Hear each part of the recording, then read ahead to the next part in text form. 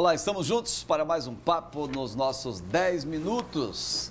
Carlos Roberto de Oliveira, ele é jornalista, publicitário, consultor em marketing político. Desde 2011 dirige a editora Forma Editorial, junto com o poeta e editor Juca Pontes. A empresa é voltada aos autores paraibanos e já tem vários livros publicados, entre eles Crimes que Abalaram a Paraíba, volumes 1 e 2, do jornalista Bill Ramos, A Fala do Poder, recém-publicado pelo jornalista Nonato Guedes, e o mais recente, Guiadas pela Justiça, Movidas pela Fé, da desembargadora Fátima Bezerra Cavalcante. Carlos Roberto de Oliveira também já exerceu muitos cargos públicos importantes nesse estado e conhece a história da Paraíba como ninguém. Doutor Carlos, seja bem-vindo. Prazer tê-lo aqui. Eu é que tenho um imenso prazer, tanto estar aqui como estar falando com você. Ô Carlos, você é versátil. Você inovou, criou, inventou, sacudiu essa Paraíba já em diversos setores. E nessa questão editorial, nunca se produziu tanto conteúdo na Paraíba como atualmente, ou é porque não tinha a oportunidade de se divulgar? A Paraíba, Rui, sempre teve grande produção literária e editorial nesse sentido.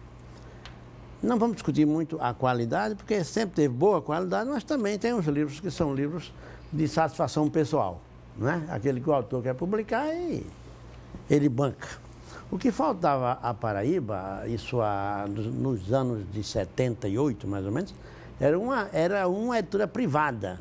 E aí nós, eu, Gonzaga Rodrigues e Natanael Alves, sentados no terraço de Natanael, e contando com a parceria de Zé Souto, da União, fizemos a editora Acauã, que em um ano chegou a publicar 11 livros, vendendo 60 mil exemplares. Distribuição em todo o país, tinha por foco principal a Revolução de 30. Isso facilitou muito a comercialização nacional, porque era... Porque tem a Revolução de 30 é marco até hoje. Marco todo nacional. Mundo pesquisa, busca. Né? Agora, a Acauã, ela esfacelou-se quando, não sei se corretamente ou burramente, eu aceitei ser secretário de Estado e levei Gonzaga Rodrigues e Natanael Alves para a União e meu irmão para a Rádio Tabajara. Aí ficamos sem nada. Ou então, seja, você fechou o seu próprio negócio. Eu fechei o meu negócio, porque era uma equipe que eu precisava, etc. Então, isso houve esse hiato. Nesse hiato de tempo, como você frisou, eu assumi alguns cargos importantes, que eu considero importantes. Eu fui presidente da PBTU, um dos cargos que me agradaram mais. Aliás, naquela época você já defendia a privatização dos... Já. Eu fiz um edital, privatizamos, mas como dentro do pacote foi Brejo das Freiras, que sempre foi quase que um cassino, né? As pessoas daquela região sempre vão ali para se divertir, tomar banho, beber um pouco, falar de política, então houve uma reação muito forte. E o governador Wilson Braga, da época, terminou por cancelar a licitação.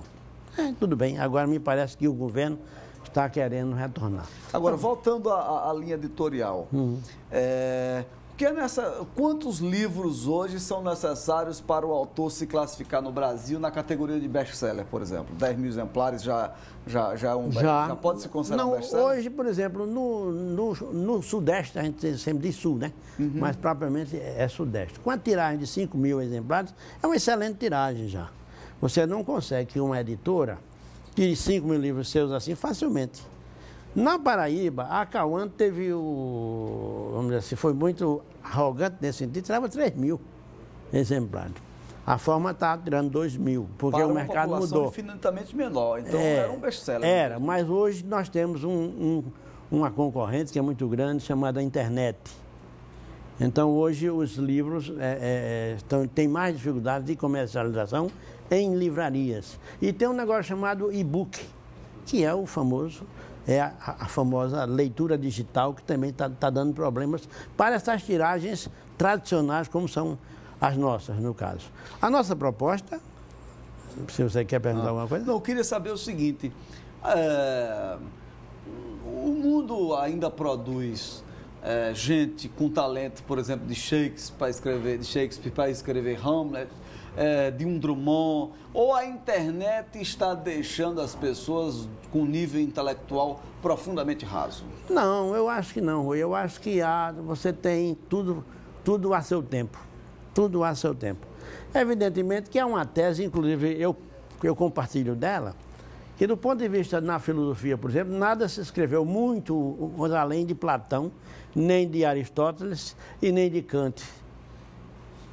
Pouco se escreveu acima disso, eles permanecem como referências. Então, dentro da literatura, aí também nós temos música, por exemplo, música erudita. Quem supera Beethoven, quem supera Mozart, quem supera Tchaikovsky. Quer dizer, aí nós vamos parar, porque não se superam os... Dentro da literatura, por exemplo, você mesmo citou, quem supera Shakespeare, quem supera Dante, quem supera Camões, mas é porque nós também temos que ter a visão da atualidade. Nós talvez ainda não tenhamos consciência, capacidade de julgar os grandes nomes contemporâneos, que vão ficar para a posteridade. Talvez daqui a 100 anos, aí nós vamos pensar nos autores atuais. Havia um Drummond, havia um tal de Carlos Drummond de Andrade que era excepcional.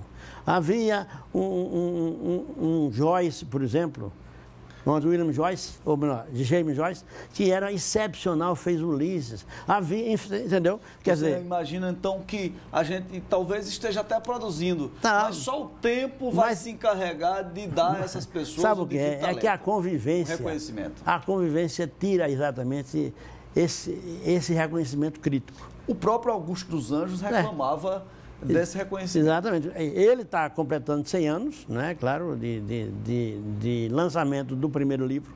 Não é? Somente agora, 100 anos depois, Livro de Paraíba, Livro de Brasil, está conseguindo galgar espaços de um poeta maravilhoso, de um poeta único, de um poeta sensacional. 100 anos depois. Talvez daqui a 200, 300, aí ele está muito melhor. É o que está acontecendo nessa sua pergunta com relação aos antigos. Então, acho que nós temos, tanto aqui, como na Europa, como nos Estados Unidos, no mundo todo, claro que tem as pessoas competentes e os gênios, mas os gênios são reconhecidos a posteriori, exceção ao mundo digital. Não é? Agora, uma pergunta que eu vejo muita gente se questionando é a seguinte: a internet, ela limita o intelectual? Dizem até que o Prozac acabou com a música brega, porque ninguém sofre mais e aí ninguém compõe mais, porque a dor é substituída por uma pílula. A internet também, de certa forma, impede com que os autores talentosos coloquem suas teses, seus sentimentos no papel? A internet, ela funciona como uma coisa que acomoda, porque está tudo à sua disposição. Você não precisa ter biblioteca, você não precisa ler um livro todo para encontrar aquilo que você quer, está tudo no toque digital. Agora, sempre os criativos sabem fazer da internet um importante meio de construir. Não, quer dizer, você sendo criativo, você tem na internet um excelente auxiliar. Agora, como a maioria é acomodada, a maioria fica na sua, não quer estudar porque quando precisa estar na internet, não quer ler porque quando precisa estar na internet, não quer ter uma palavra porque tem um dicionário na internet. Então, a internet, nesse sentido, embute, atrofia, anula as pessoas. Pois é, só para fechar aqui, a sua editora, a Forma Editorial, já publicou recentemente o Evangelho dos Nossos Dias, de Dom Aldo Pagotto, Crimes que Abalaram a Paraíba, que é um belo livro reeditado de Bill Ramos. Aliás, eu queria só dar um parênteses agora com as comissões da verdade. Esse livro de Bill é muito atual. Pois é, Guiados pela Justiça, Movidas pela Fé, um belo livro da desembargadora Fátima Bezerra.